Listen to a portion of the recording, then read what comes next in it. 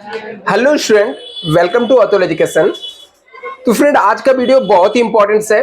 कल से Maharashtra board 12th standard का एग्जाम स्टार्ट होने वाला है और एचएससी बोर्ड एग्जाम में आपका फर्स्ट पेपर जो है इंग्लिश है।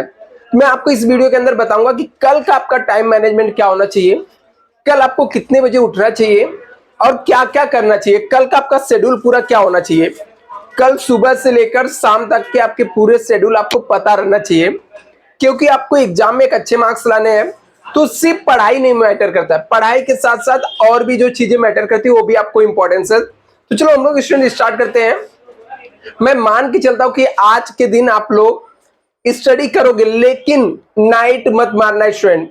बहुत सारे स्टूडेंट क्या करते हैं, एग्जाम के एक दिन पहले पूरे रात भर पढ़ते हैं और इसका लॉस क्या होता है, पूरे रात भर पढ़ने के बाद जब एग्जाम हॉल में जाते हैं तो उनको सर दर्द करता है या बीमार होने की वजह से, मतलब बोलते हैं ना, नींद आने की वजह से उनका दिमाग सही तरीके से प्रेजेंट टाइम पे नहीं चल पाता। उनको क्वेश्चन तो ऐसा लगता है कि पढ़े हैं, बट उसमें लिखना क्या है ये चीजें समझ में नहीं आ पाती है।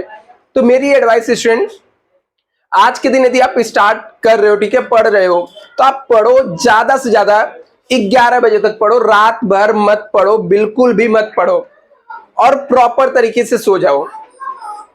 मतलब आपको क्या करना है, आराम से पढ़ के 11 बजे तक सो जाना है। अभी जब सुबह आपका उठने का जो टाइमिंग होना चाहिए वो 5:30 होना चाहिए या लेट टू लेट 6 बजे तक आप कल उठ जाओ। कल सुबह में सुबह 6 बजे का आपका शेड्यूल होना चाहिए। सुबह 6 AM को आपको, लेट टू लेट 6 AM आपको उठ जाना चाहिए।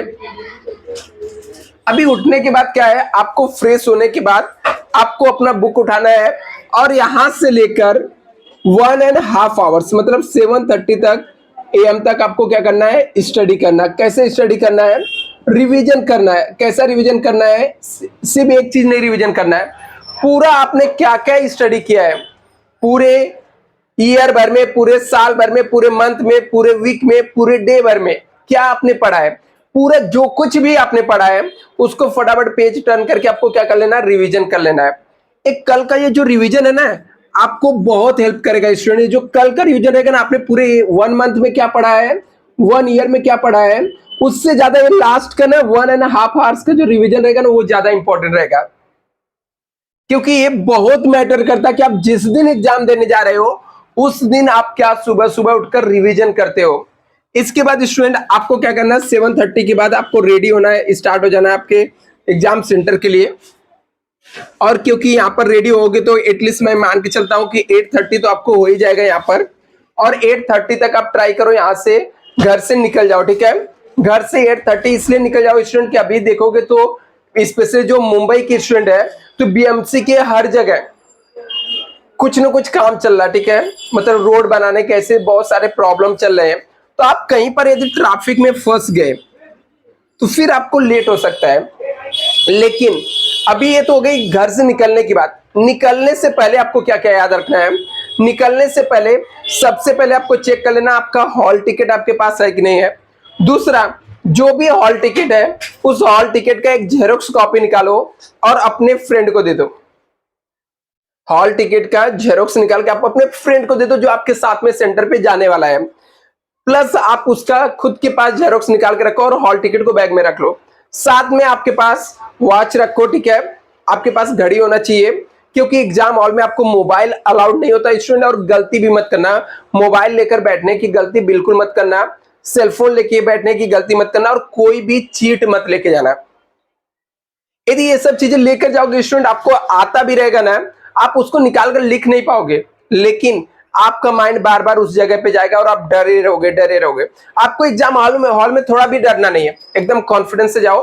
पेन, पेंसिल, स्केल, रबड़ जो कुछ भी है लेकर जाओ और पूरे कॉन्फिडेंस से जाके एग्जाम में पेपर भर के लिखने का। एकदम एकदम जो पेपर का प्रेजेंटेशन रहता है ना, वो एकदम परफेक्ट होना चाहिए, एकदम राइट होना चाहिए। कैसे पेपर का प्रेजेंटेशन होना चाहिए वो भी मैं आपको बता दूंगा, ठीक है, नेक्स्ट वीडियो में। अभी के लिए पहले समझो कि आप एग्जाम हॉल में पहुंच गए, मान लो 8:30 को निकले। ट्राई करो एग्जाम हॉल के पास 9:30 तक पहुंच जाओ। उसके बाद थोड़ा अपने आप को रिलैक्स करो। एग्जाम कोई डरने वाली चीज नहीं होती है। जैसे बाकी एग्जाम होता है, जैसे डेली की रेगुलर पढ़ाई होता है, वही आपका वहां पर भी है, ठीक है। सिर्फ एग्जाम वर्ड से आपको डरा दिया गया है, डरने की कोई भी जरूरत नहीं एग्जाम से। अभी एग्जाम हॉल में बैठने के बाद आपको क्या करना है, आपका सबसे पहले आंसर सीट मिलने के बाद आंसर सीट को वो जो सीट नंबर रहेगा वो बहुत ही केयरफुली, बहुत ही अच्छे से फिलअप करना है। आंसर सीट में सीट नंबर गलती मत करना, सीट नंबर फिलअप करने में कोई भी मिस्टेक मत करना।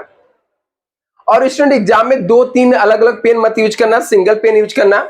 रेड पेन, ग्रीन पेन बिल्कुल भी मत यूज करना। जो भी पेन यूज करना, बॉल पेन यूज करना, जेल पेन मत करना।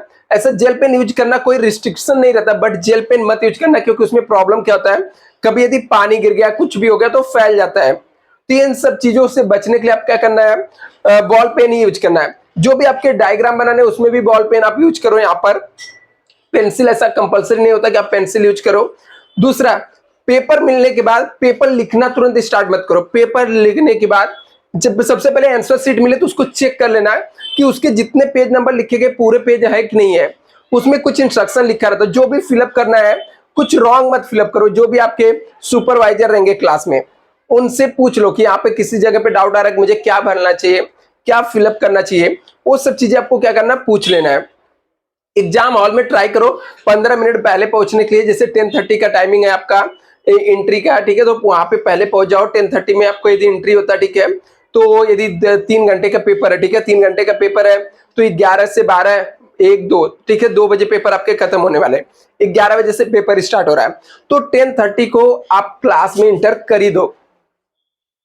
क्लासरूम में बैठने के बाद भले से आप 10 मिनट 15 मिनट आप वहां पे टाइम अपना स्पेंड करो, बट ऐसा क्लास के बाहर ये टाइम स्पेंड मत करो, क्योंकि क्लास के बाहर स्पेंड करने के बाद आप जाके भागकर जाकर बैठने के बाद जल्दबाजी में मिस्टेक कर सकते हो।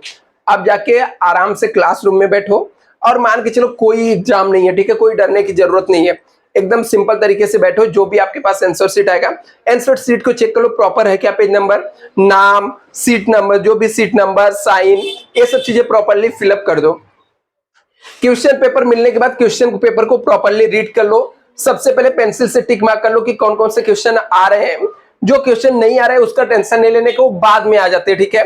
जब हम लोग आंसर लिखना शुरू करते हैं ना तो आ जाते हैं। लेकिन एक चीज ट्राई करना स्टूडेंट कि कोई भी क्वेश्चन छोड़ना मत, मतलब कोई भी क्वेश्चन छोड़ने मत। जो भी रहेगा उसको अच्छे तरीके से प्रिपेयर करो, पढ़ो और उसको प्रॉपर तरीके से लिखो। एक पूरे प्रोसेस को फॉलो करो और एग्जाम देने के बाद आपको माइंड एकदम फ्री रखना, क्योंकि स्टूडेंट नेक्स्ट पेपर भी देना है। और आप प्रॉपर आज सो कर जाओगे तो ही कल के दिन एग्जाम देके आने के बाद वापस से पढ़ने का मन करेगा। यदि आज आप पूरे रात भर जागे रहोगे तो कल का तो पेपर दे लिए, लेकिन जो परसों पेपर होने वाला जैसे हिंदी की पेपर, तो यहां पर आप फंस जाओगे। तो इन सब चीजों को ख्याल रखना है। एग्जाम देने के बाद पेपर मैच भी मत करो एक दूसरे से कि क्या सही है क्या गलत है, क्योंकि जो लिख दिया, ठीक है। मैच करने पे कुछ ना कुछ रॉन्ग राइट निकलेगा, उससे आपका टेंशन बढ़ेगा। इन चीजों को ध्यान में रखिए स्टूडेंट, अच्छे से पेपर देना। All the best, thank you so much.